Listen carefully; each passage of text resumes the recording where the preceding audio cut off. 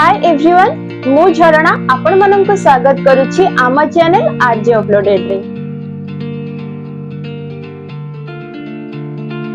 मो पाखु प्रत्येक दिन बहुत सारा क्वेश्चन आपण मानकर आसुची आ मु ट्राई करूची किपरि आपनकर सबुतक क्वेश्चन को मु पढिबी आ जल्दी रो जल्दी आपनकर उत्तर देबी। मो पाखु गोटे क्वेश्चन एहा मध्ये आस्थिला कि लो इमेज कोन हे थाए, कोन लो इमेज रे गोटे नारीटे गर्भधारण करि परिबो, कोन लो इमेज रे एग रो क्वालिटी कमी जाई थाए। आज ए नै कि मु आपण मानक सहित आलोचना करिया को जाउची। तबे एएमएच रो अर्थ कोन?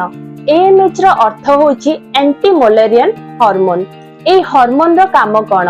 एही हार्मोन रो काम होची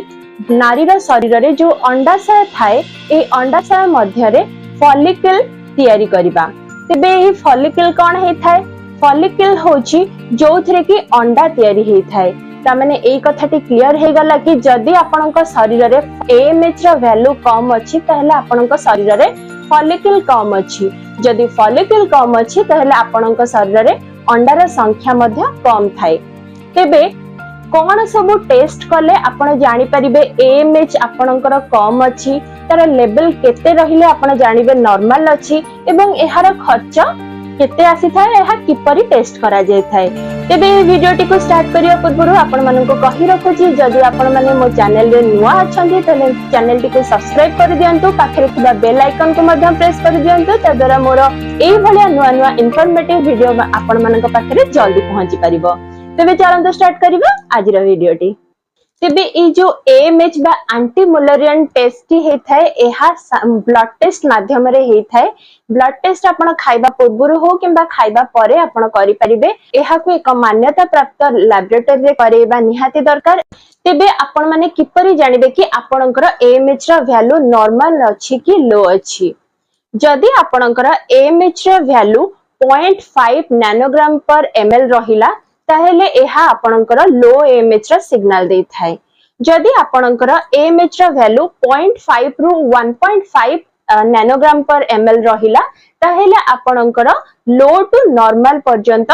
एएमएच अछि। एवं जदी आपणकर एएमएच रो वैल्यू 1.5 नैनोग्राम पर ml रु 4 नैनोग्राम पर ml रहिला ताहेले आपणकर नॉर्मल एएमएच वैल्यू अछि, जोटा कि आपणक पई बहुत ही भलो हे थाए। किंतु ध्यान रखिबा कथा एहा कि जदी आपणकर 4 नैनोग्राम पर ml रु अधिक रहिछि ताहेले एहा एक चिंतार कारण, काहे कि ना एहा संकेत देई थाए पीसीओडी बा पीसीओएस, जोटा कि कुहा जाय थाए पॉलीसिस्टिक ओवेरियन डिजीज। ए पॉलीसिस्टिक ओवेरियन डिजीज ऊपर मु ऑलरेडी वीडियो बनै सारिछि, लिंक मु आपनकु आई बटन एवं डिस्क्रिप्शन रे दे दोछि, आपण जाय कि चेक करि परिबे। पीसीओडी गोटे बहुत बड़ा समस्या इनफर्टिलिटी रो, जोथि पय कि गोटे नारीटे गर्भधारण करिबार असमर्थ हे थाए।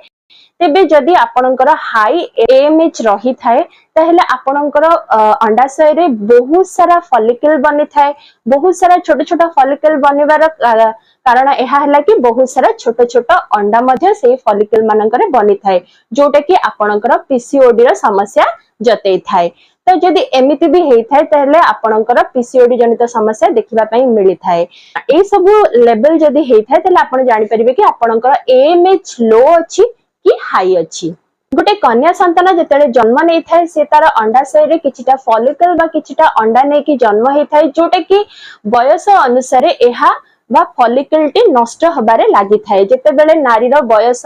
40 हे जाय थाए सेते बेले तार फॉलिकल बा अंडा बनिबा बहुत ही कम हे जाय थाए। तेणु करी एएमएच रो वैल्यू बयस ऊपर मध्ये निर्भर करि थाए। जदि आपनकर बयस अत्यधिक हे थाए माने 35 एभव हे थाए ताले आपनकर एएमएच वैल्यू भी बहुत ही कमी जाय थाए, जेहेतु आपनकर अंडार क्वांटिटी कमीबा को बसी थाए।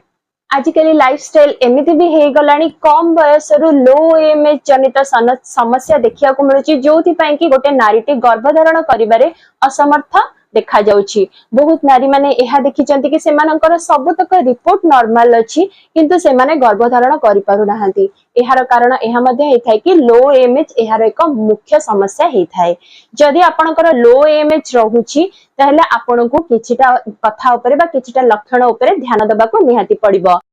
बहुत जनक मनरे किछटा मिथ्या आसी थाए कि जदि हमर लो एएमएच अछि ताहेले कोन एहा हमर अंडार क्वालिटी को कमे दे थाए ना। ଏହା ଆପଣଙ୍କର अंडार संख्या को कमे थाए जेहेतु फॉलिकल बहुत कम मात्रा रे बनी थाए अंडा मध्य बहुत कम मात्रा रे बनी थाए किंतु यह अंडार क्वालिटी उपरे बिल्कुल भी प्रभाव पकई न थाए। बहुत जनक मन में क्वेश्चन आसी थाए कि जेहेतु आमर लो एमएच अच्छी तो आम गर्भधारण करिपारिबो नाही किंतु यह बिल्कुल भी नुह जदि आपणक शरीर रे एएमएच हार्मोन बनुची ताहले आपण निहाती गर्भधारण करिपारिबे किंतु हां जेहेतु अंडार संख्या कम अच्छी तो यह टिके डेरी होता है नेचुरल प्रोसेस रे गर्भधारण करबा पई टिके बाधा होता है किंतु आपण गर्भधारण करिपारिबे।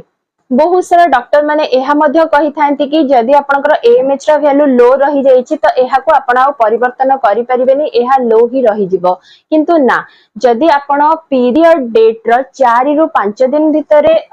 आपनकर एएमएच टेस्ट को करूचंती ताहेले आपनकर एएमएच रा वैल्यू टिके हाई देखै थाए किंतु जदि आपण पीरियड डेट रा 15 रु 20 दिन परे ही टेस्ट करूचंती ताहेले आपनकर एएमएच रा वैल्यू टिके कमी आसी थाए। तेनु करी मो मतरे मु आपण मानको सजेशन देबे कि आपण माने जदि एएमएच टेस्ट को करेबा पई चाहुचंती ताहेले आपण पीरियड डेट रा 4 रु 5 दिन भितर ही टेस्ट को करे नेबे जोटारा रिपोर्ट एग्जैक्ट आसी थाए।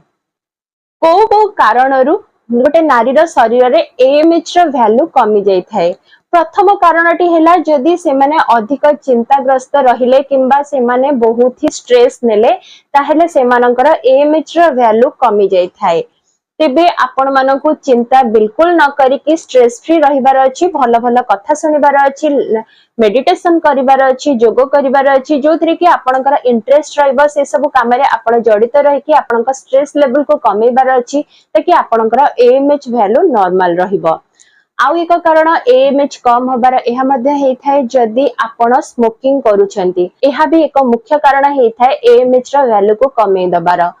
से माने एमिति भी हेलानी कि स्मोकिंग एरिया रे भी रहिले आपनकर एएमएच रा वैल्यू कमी जाई थाए तेनु करी आपण अवॉइड करिया को चेष्टा करिवे जो एरिया रे स्मोकिंग के करूथबो न हेले भी आपण भी स्मोकिंग को अवॉइड करिवा को चेष्टा करिवे जदि एमिति करिवे ताहेले आपनकर एएमएच रा वैल्यू नॉर्मल हेइ थाए। आउ एक कारण एहा मध्ये हेइ थाए जदि आपण बहुत मोटा अछंती बा आपनकर बॉडी मास इंडेक्स बहुत ही अधिक अछि ताहेले भी आपनकर एएमएच रा वैल्यू बहुत ही कमी जाई थाए। तेणु करी आपन को किछिटा एक्सरसाइज किछिटा डाइट चार्ट फॉलो करके आपनकर मोटापा को कमेबा को पड़िबो जदरे कि आपण आपनकर एएमएच रा वैल्यू को नॉर्मल करि परिबे आ इजीली गर्भधारण करि परिबे। एएमएच कम हबार गोटे मुख्य कारण होछि शरीर रे जदि विटामिन डी रा डेफिशिएंसी रहिला जदि विटामिन डी रा डेफिशिएंसी रहुछि ताले एएमएच रा वैल्यू कमी जाय थाए तेणु करी आपन को विटामिन डी टेस्ट प्रथमे करे नबा निहाती दरकार जदि देखिले कि आपनकर एएमएच रा वैल्यू कम आसुछि ताले ब्लड टेस्ट माध्यम रे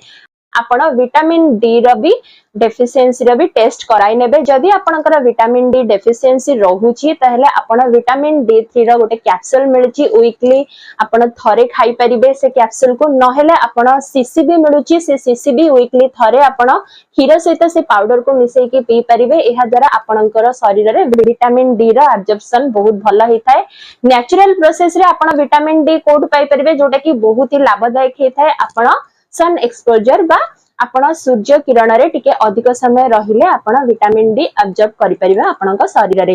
तेणु करी आपण ट्राई करिवे केमिति आपण 10 रु 15 मिनिट टाण खरा रे टिके ठिया हेबे नहेले आपण किछि समय बाहर को जानतु वॉक करंतु जोथरे कि जो टाइम रे कि टिके अधिक खरा थिबो से टाइम रे भी आपण आधा घंटा पर्यंत वॉक करि परिबे जोथरे कि आपनका शरीर रे विटामिन डी रा एब्जॉर्प्शन बहुत ही भलो रे हेइ थाए। आउ गोटे टिप्स मु आपन को कहिबा को जाउछि जोदरे कि आपनकर एएमएच रा वैल्यू बहुत ही भलो हेइ थाए सेटा होछि फर्टिलिटी मसाज कोन होई थाए। फर्टिलिटी मसाज ऊपर मु ऑलरेडी गोटे वीडियो बनै सरी छी लिंक मु आपन को आई बटन रे और डिस्क्रिप्शन रे दे दोछि आपन जे चेक करि परिबे तो फर्टिलिटी मसाज केमति नियंती आपन से वीडियो रे चेक करि परिबे। फर्टिलिटी मसाज आपन लोअर एब्डोमेन पार्ट रे मसाज करिवे किछि गोटे ऑयल नै कि आपन मसाज करिवे त द्वारा आपनकर लोअर एब्डोमेन पार्ट रे जोटि कि आपनकर यूट्रस ओवरी आउ फेलोपियन ट्यूब अवेलेबल अछि से जगह रे ब्लड संचारण बा रक्त संचरण आपणकर भलरे हबो जोथरे कि ऑक्सीजन सप्लाई भी बहुत भलरे हेथाय जोटा कि आपणकर अंडर क्वालिटी को एवं क्वांटिटी को इंप्रूव करै थाए जदि आपण से मसाज टी को करेबे ताहले आपणकर एएमएच रा वैल्यू नॉर्मल हबारे भी सहायक हेथाय जदि ए सब रूल दे कि जिबे ताहले आपणकर एएमएच रा वैल्यू नॉर्मल हेथाय एहा सहित आपनको किछटा डाइट चार्ट को भी फॉलो करिवार अछि जेंते कि आपनको आपणक आहार रे ग्रीन वेजिटेबल निहाती ऐड करिवार अछि एहा सहित फ्रेश फ्रूट भी ऐड करिवार अछि फ्रेश फ्रूट सहित आपनको ट्राई करिवार अछि केमती सेटा सीजनल हेतबो जोटा कि आपनको बहुत ही लाभदायक हेथाय एनर्जी रिच फूड जोटा कि आपनको एनर्जी दोथबो से सब खाद्य भी आपनको आहार रे जेमिति हेले शामिल करंतु क्षीर दही दूध छेना ए सब आपनको आहार रे शामिल करंतु जोथरे कि प्रचुर परिमाण रे प्रोटीन अछि एवं आपण ट्राई करंतु कि केमती फाइबर रिच फूड भी आपन का आहार रे शामिल करिवे जेमति कि दलिया ओट्स ए सब आपण ब्रेकफास्ट रे भी नै परिबे जदि ए सब किछटा आहार आपण आपन का डाइट रे शामिल करिवे ताहले आपनकर एएमएच रा वैल्यू भी नॉर्मल हेथाय जदि ए सब रूल दे कि आपण जिबे ताहले आपण का एएमएच वैल्यू नॉर्मल हेथाय जोथि पई कि आपण मानकर गर्भधारण करिवार चांसेस बढ़ी जायथाय नेचुरल प्रोसेस रे तेबे एहा थिला लो एएमएच रा कारण कोन सब कारण लो एएमएच हेथाय एवं कोन सब